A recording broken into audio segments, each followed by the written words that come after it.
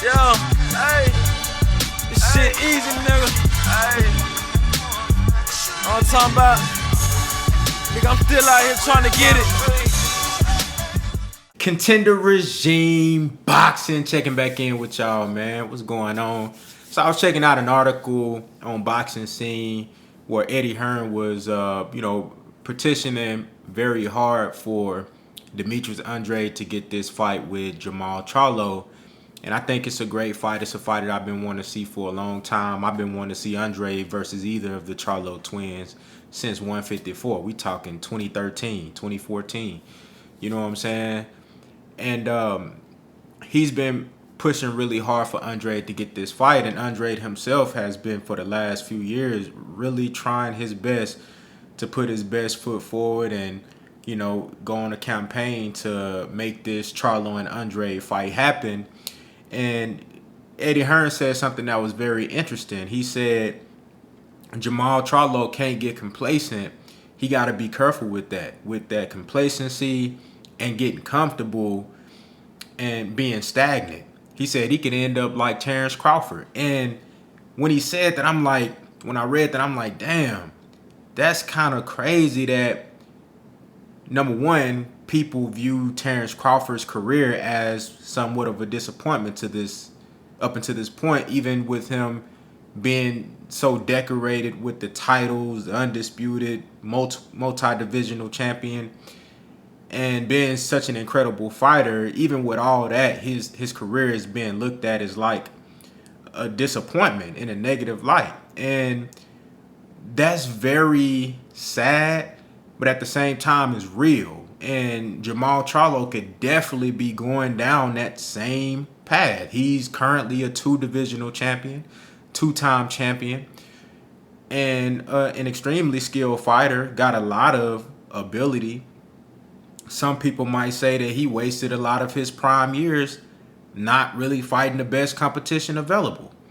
You know, there has been a lot of guys that have been ducking Jermall Charlo, like Triple G, like Canelo Alvarez at 154, and when he first moved up to 160, they created the franchise championship, so Canelo didn't have to defend his WBC title to the mandatory Jermall Charlo. So just like Lomachenko, they elevated Canelo to this franchise status, which turns out not to be a real title, and they elevated Jermall Charlo to the full champion without him actually fighting Canelo Alvarez, because to be honest, they didn't want the fight. And, you know, I just find it very interesting that Hearn would use Crawford as an example, and it really put things in perspective for me with Jermall Charlo and the way his career is going. He needs to fight Demetrius Andrade ASAP. We already know Triple G really don't want no smoke. Canelo already came out and said that he's never going back down to 160 ever. He's looking at possibly going to 175 and trying to fight Beterbiev. So if you're going to stay at 160, you could forget about Triple G, at least for right now. You could forget about Canelo. And you ain't going to 168, at least right now, to fight David Benavidez. The only fight that makes sense is Demetrius Andrade. This is a great fight. It's 2 undefeated guys. It's a unification match. It's a fight that has the demand from the fans. And it's a fight that boxing demands and needs. The middleweight division yearns for a fight like this. The middleweight division has been dead for the last 2 or 3 years. So I just don't understand what it is that's keeping Jermall Charlo from taking this next step to greatness and really just putting himself out there and chasing greatness. I believe he's gotten comfortable. I believe he's gotten complacent.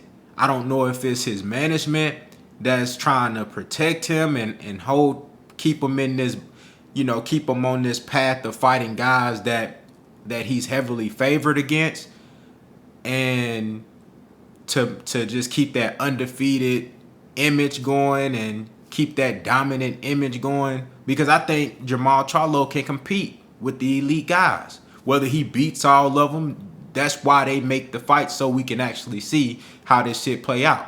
I can't say that he gonna beat Canelo. I can't say that he gonna beat Benavidez. I can't say that he gonna beat Demetrius Andrade. I can't say that he gonna beat Triple G because these fights ain't happening. You know, but I definitely believe that he belongs at that level. I definitely believe that he can compete. He got all the ability, the skill, the tutelage, the knowledge, and the experience to be on that level. At this point, it's just now you got to take that step forward to greatness if that's really what you want to achieve, you know?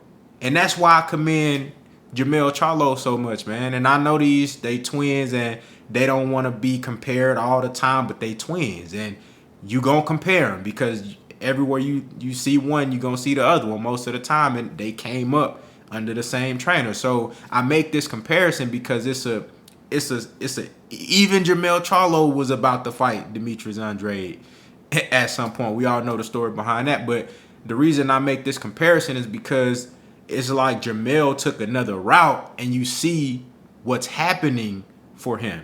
You know, he and I'm not saying that Jermall needs to leave running shields. I'm just saying you look at the sense of urgency that Jermall had when it came to chasing greatness and trying to be great and just trying to improve, showing the initiative that, hey, I want to be better than what I am. I want more for myself in my career. He went with Derrick James, went on a crazy knockout streak. You know what I'm saying? Fighting top competition after top competition. And his performances have been elevating. The better his competition gets, his performance elevates. You know, now he's worked his way up into being the unified champion with 3 belts, including the ring championship at 154. He's widely considered a pound-for-pound fighter. And he's number two pound-for-pound on my list. And on top of that, you know, he's the man in probably the most competitive division in the sport of boxing. In my opinion, 154 is the most competitive division in the sport of boxing, where everybody's fighting. Ain't nobody really ducking nothing. All these guys are mixing it up. And Jermall Charlo has come out on top in that division. And he's about to fight for Undisputed next weekend. He's fighting for Undisputed for all the marbles next weekend.